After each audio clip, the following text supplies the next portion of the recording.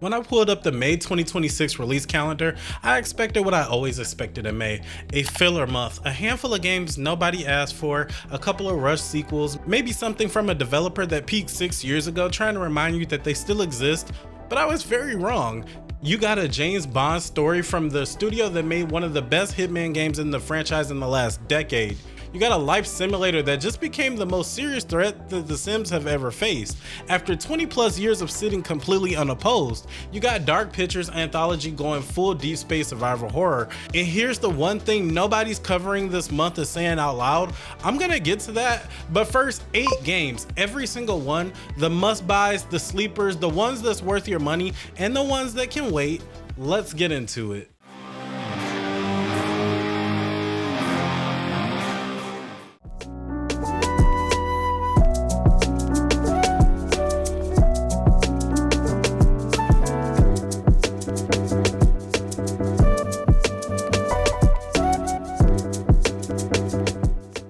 Andre here with AndreTheAlpha. In real talk, May has a reputation in gaming. Not a great one either. It sits in this weird pocket between the spring rush and the summer drought, and historically is where publishers throw things that they don't believe in. May 2025 had some drops that were mid-tier in the franchise continuations, the usual live service content updates dressed up as releases. The community played along and nobody was losing their minds. Nobody really needed to. May 2026 is something different, and I think there's a reason for that. In 2025, that was a rough year for the industry. Live service collapses, monetization backlashes that actually brewed blood. Publishers who were leaning hard in that direction got humbled quietly. And what's landing this May is part of that downstream result of that reckoning. Single player, co-op, premium, no battle pass, there's no FOMO mechanic. That's the theme, and it's not a coincidence either. So we're covering 8 games, and I'm giving you the real breakdown on each one, what it is, who it's for, and whether it deserves your money. And I'm gonna tell you one thing that the reviews are completely glossing over about this month's releases before we're done. So let's start with the one that surprised me the most. Let's talk about Directive 8020. This is the latest Dark Pictures anthology entry from Supermassive Games. Drops May 12th for PC, PS5, and Xbox Series. And if you followed the anthology, you know what you're walking into. Choice-based horror, branching narrative, everyone might die. But here's what's different. Supermassive has completely ditched the haunted house and cursed towns. We're on a doomed colony ship, D-space, closed environments, a crew of strangers who has absolutely no business surviving anything. Think of it like Event Horizon meets Until Dawn, except now everything's layered in actual horror mechanics, real-time threats, direct control, co-op support. In my honest read, this is the most ambitious entry in the anthology and also the riskiest. Going full sci-fi survival could be exactly what the series needed to break out, or it could fracture the tone what made the anthology work in the first place. The tension is what makes it very interesting. If you played at least 2 other Dark Picture entries and you're a horror fan, this is a day one choice. If you never touched the anthology, start with The Devil in Me, come to this one second. May 12th, I'll be watching out for this one.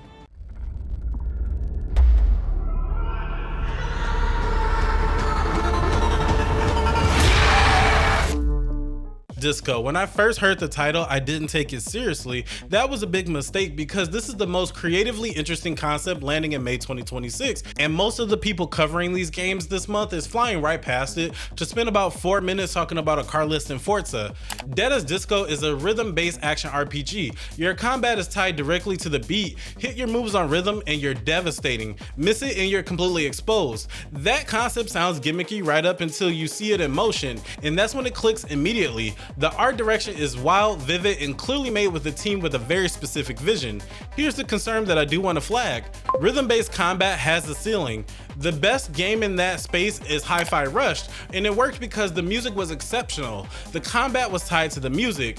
If Dead as Disco soundtrack is mid, the whole loop collapses. We won't know yet, and that uncertainty is why this is my sleeper pick for the month. High ceiling but unknown floor. If you're a Hi-Fi Rush fan, this game is going to be mandatory. You already know whether this is for you. If you bounced off rhythm mechanics before, wait for some reviews, but mark this one down. Games that aren't getting their flowers before launch are usually hiding something. Sometimes that's a bad thing. This time, I don't know. Let's rock!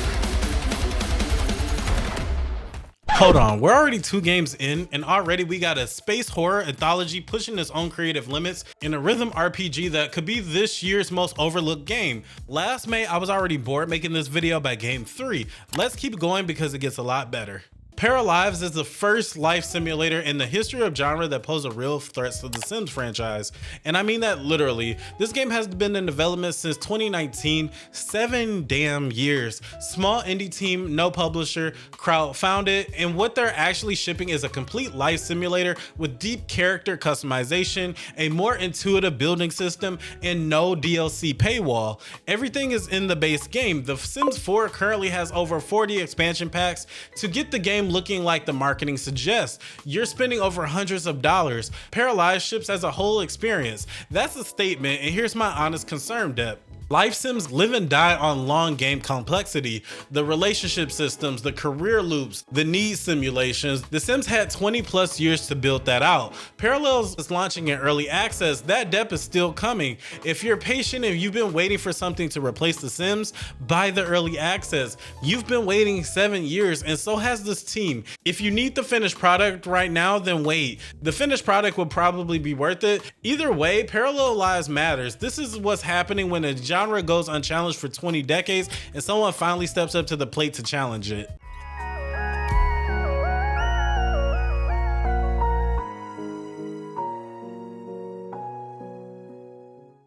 .007 First Light.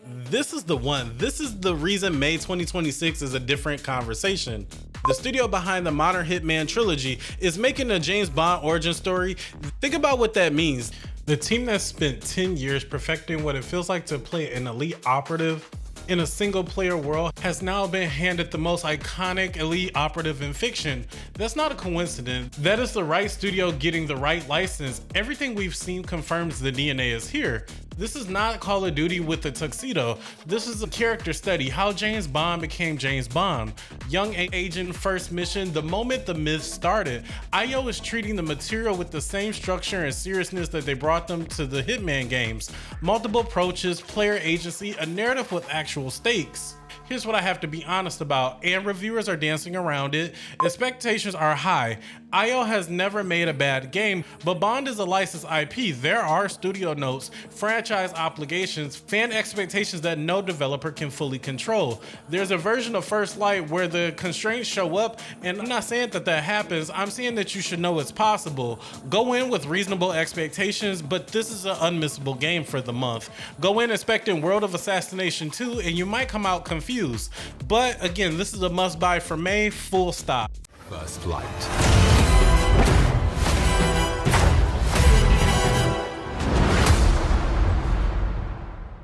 Forza Horizon 6. I'll be straight with you, Forza Horizon is not usually why people are on this channel. This is a single player space, while playable solo, is built for an open world racing sandbox that lives on multiplayer momentum. But Forza Horizon 6 is too large to ignore. The sheer volume alone tells you that millions of people are waiting to see if this justifies the gap between Horizon 5. Horizon 5 was excellent, critically loved, commercially massive, and then it sat for years. Microsoft's release cadence have been patient. Horizon 6 needs to answer one question. What actually changed? From what we've seen, environmentally density is up, the weather system is more dynamic than anything Horizon 5, and there are reports of a more structured campaign mode that gives solo player a cleaner progression path. If that's true, this becomes generally relevant to the audience. A real single player loop in a Forza game would be new. Racing fans, this is your biggest release of the year. You already know that. For everyone else, wait for some reviews and see if you want to give it a try. Confirm the solo experience is real and then decide. But I'd be doing you a disservice if I didn't tell you this exists and it's enormous. May 2026 without Forza Horizon 6 in the conversation isn't an honest May 2026 breakdown.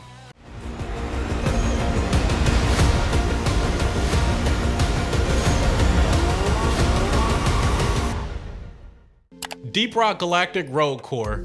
If you never played Deep Rock Galactic, fix that. This is one of the best co-op games ever made. 4 classes of space dwarves, procedurally generated caves, alien swarms, a community that is somehow completely non-toxic, unfamiliar, Ghost Ship Games has built something special. Rogue Core is a roguelike spinoff, same universe, same DNA, new structure. Each run is a dungeon descent with permadeath stakes and permanent meta progression between runs. Think the original Deep Rock Galactic with the return style escalation loop underneath it. Ghost Ship hasn't missed yet, no exploitive monetization, just content updates and community first design. Rogue Core looks like the same philosophy in a new format. Co-op crew gamers, this is your May pick for the month. Full stop, and solo players, low priority for this month. The experiment is built around squads. That's not a flaw, it's just how the game is. If you haven't played the original, start there. It's cheap, frequently on sale, and it will tell you in 30 minutes whether the universe is for you.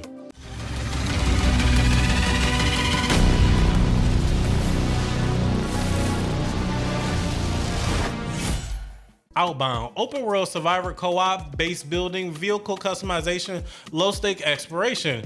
This is not a combat heavy game. It's built for people who look at survival sandbox and think, yeah, I think I just want to build, drive, and explore without dying constantly. This audience is real and is very underserved. It's launching early access, and that means the usual risk profile applies. Some early access survival games grow into something great. Some sit at 60% of completion for 3 years and go quiet. Outbound's dev team has been communicating consistently with their community though through development, which is a very good sign. Not guaranteed, but it is a good sign. Regular co-op crew gamers who want something relaxed, this is worth the early access buy-in. Everyone else, this might be a wait, but come to it when it's done. There's no FOMO pressure with Outbound, so it'll be there.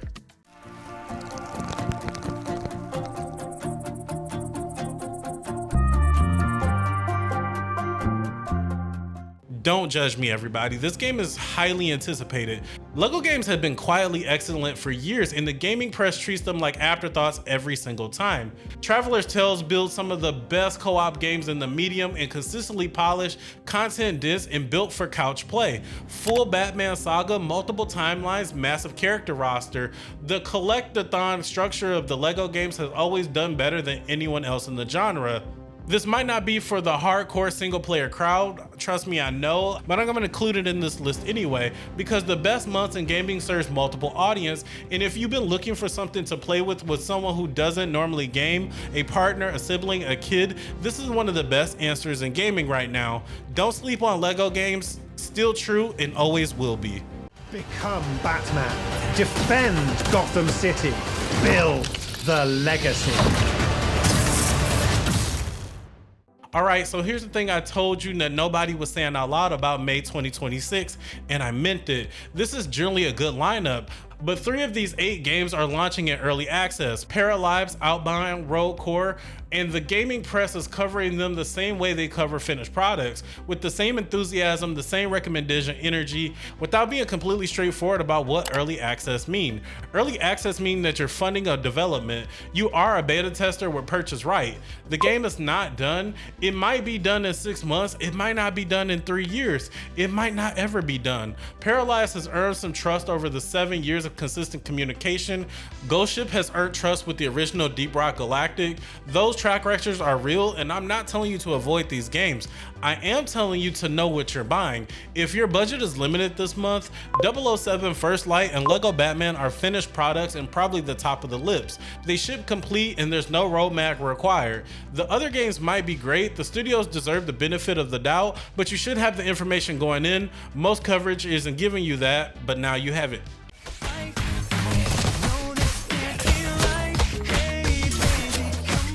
Here's the bigger picture I want to leave you with. When you step back and look at May 2026 as a whole, what you're actually seeing is a collection. A quiet one, not a dramatic industry pivot, a downstream result. 2025 was a year of consequences. Live service games collapsed, monetization drew real blood. Studios that have been building towards infinite engagement loops had to reckon with the audience that were done with them, and the developers who absorbed that feedback quietly went back to work. What they build is landing now. 007 First Light premium single player from a studio that never chased trends. Paralyives, a complete life sim with no expansion. AndreTheAlpha, a small team betting entirely on a creative vision. Deep Rock Galactic Rogue Core, community first, no exploitation. May 2026 doesn't feel like last year because it isn't. The conversations players have been having for years about single player games, about monetization, about finished products, those conversations are showing up in this calendar. That actually matters. My final thoughts is that 007 First Light is a must buy. IO Interactive has not missed. This is the most compelling single player release of the month and it's not even close. Sleeper of the month might be Deada's Disco. Nobody is giving it its flowers right now, so remember that title and let's see how well it does. Drop a comment, which of these are you gonna actually pick up? I generally wanna know if you're on 007 or if Deada's Disco is already on your radar. That conversation matters. Hit the like button. It tells the algorithm that this video deserves to be seen, and honestly, I like getting paid for talking about games. I stream throughout the week on Twitch. Link is in the description as AndreTheAlpha. Come hang out, but until then, stay safe, stay smart, stay gaming all through May, and I'll catch you in the next one.